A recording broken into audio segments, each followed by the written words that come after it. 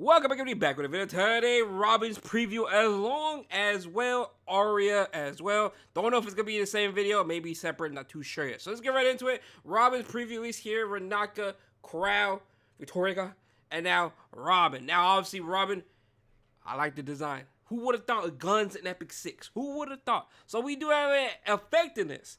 AoE imprint. Fire Ranger, which we already knew. We already knew she was going to be a Fire Ranger going into this because it was leaked a while back. Whenever they did showcase a sticker. I don't want to have the audio one just for my sake, right? So let's get right into it, right? Is she going to be the Rift unit? That's the main question, right? Hopefully not.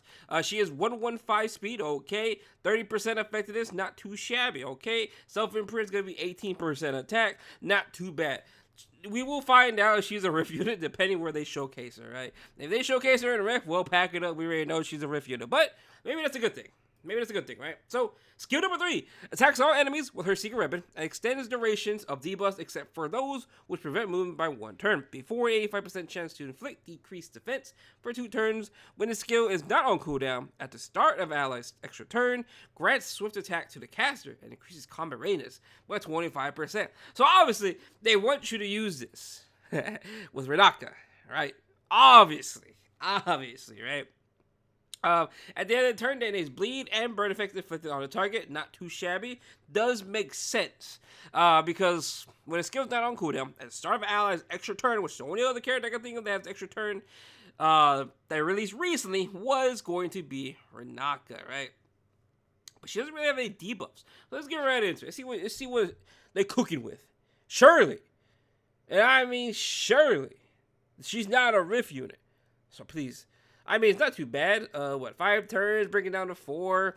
It'll be 100% chance. All right, so it is going to be showcasing with Renaka. Okay. When 20 souls is consumed, then it's bleed and burn effects into a target at the end of the turn. We do know that for sure. Again, it is AoE. I will say her and the Dark Shuri are going to be insane. Already looking at it, that I forgot it's AoE. Her, I wonder how that works, actually. I would like to think with Shuri and her in the back, just procs, and then she detonates it, so then Shuri doesn't even have to take a turn. The Dark Shuri.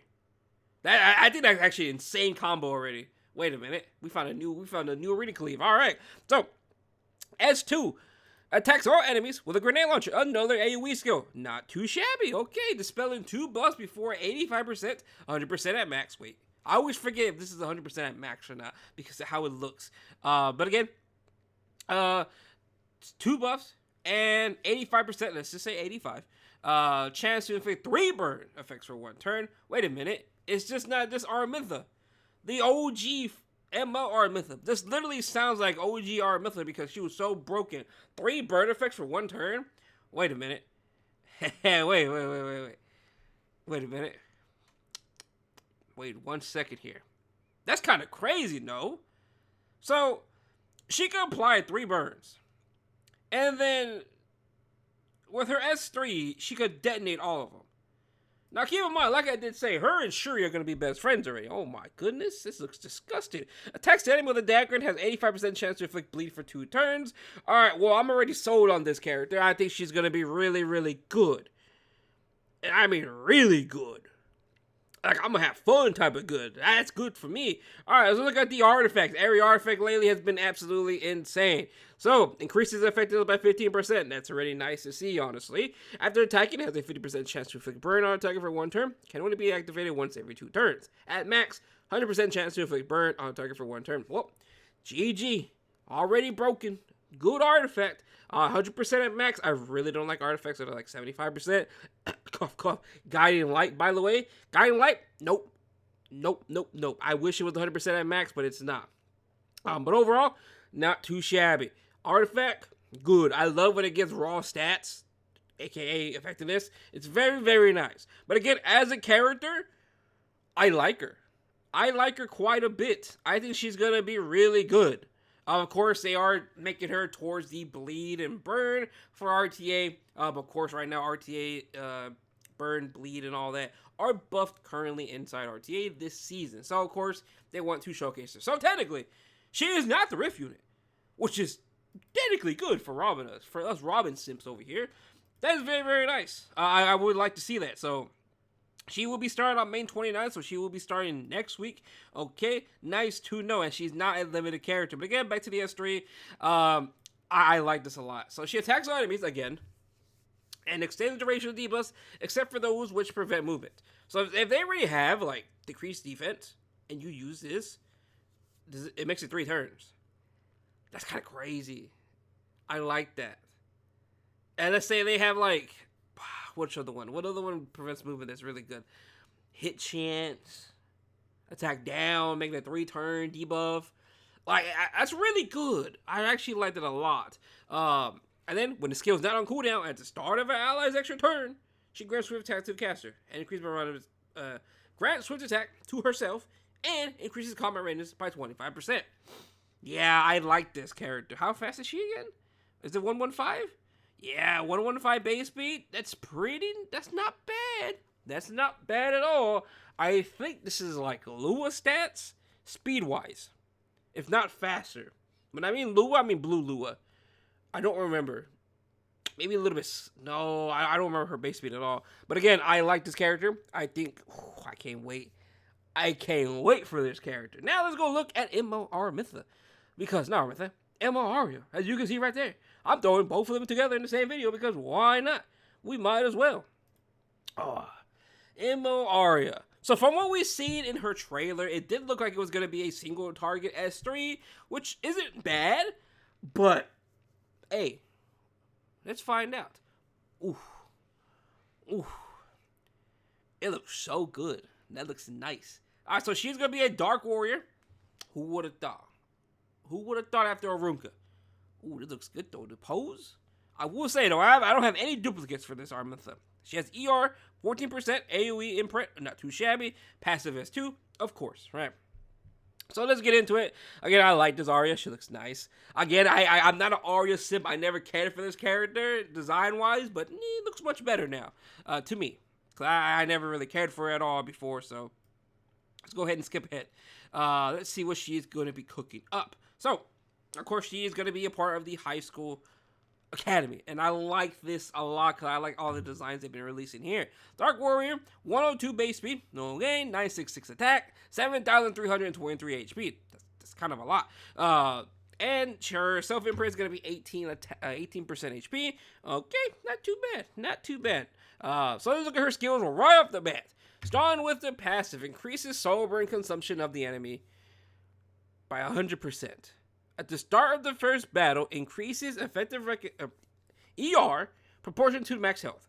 When a caster is not inflicted with a debuff, increases effective resistance buff all allies by 25%. What does that mean? Increases soul burn consumption. Oh, wait a minute. I think I know exactly how this is going to work. So if it costs 20 souls, it's going to cost you 40 souls, right? Wait a minute. That's pretty... wait a minute. That's pretty good. That's actually really good. Okay, I like that. Okay, we'll take that. All right, so zoom ahead. Okay, up to 40%. Okay, at max. All right, S3 attacks the enemy with a merciless iron fist, granting barrier to all allies for 2 turns. Ooh, I like that. Before increasing defense penetration of the skill by 35%. Penetration increase can stack up to 2 times. A successful attack always results in a critical hit. Oh, you like that. You love to see that because it makes it so much easier to build the character. Damage dealt and barrier strength increase proportion to the caster's max health. Increases damage dealt and decrease skill cooldown by 1 turn with the soul burn effect. So, this drops to 3 turns when you max molo it, and then it drops down to 2 turns when you soul burn. Huh. Wait a minute. Why does this sound like a much better Hua Young? Is this not like a better Hua Young? Wait a minute. Wait, we need this for Hua Young over here. I mean, wait, that's nice. I like that. I like that a lot, actually.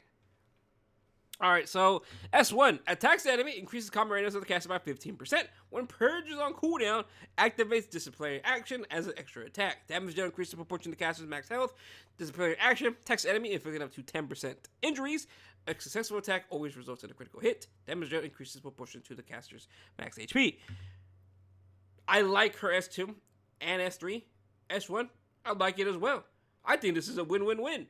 But again, the problem is, this character, same thing with Arunka, is coming out right before the Epic 7 World Cup character, which is more than likely 100% going to be Raz.